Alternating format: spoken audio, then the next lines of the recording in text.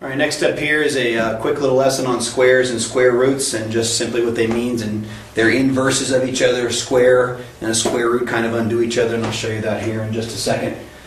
So a square is just simply taking any number, say 5 times 5, which we can write as 5 squared. It just simply means the number times itself, and that's all a square turns out to be. A square root is asking the question, what number times itself would turn out to be a certain number, say 16, right? So squaring and square rooting are going in opposite directions, and we'll talk that through here in just a second. So 5 squared would be 25.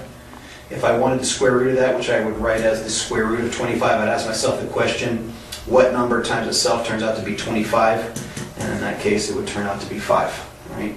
So 5 is the square root of 25 because 5 times 5 produces a 25. 5 squared is 25 because 5 times 5 turns out to be 25. So in this case, what number times itself turns out to be 16?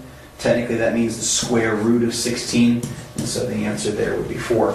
Now, not all the numbers have nice even answers like that. For example, I might ask, what's the square and square root of 82? Well, the square of 82 is just simply 82 times 82, which is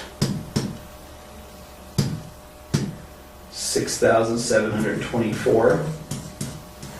The square root of 82 is asking what number times itself equals 82. So I would find the square root of 82 and 9.055 approximately.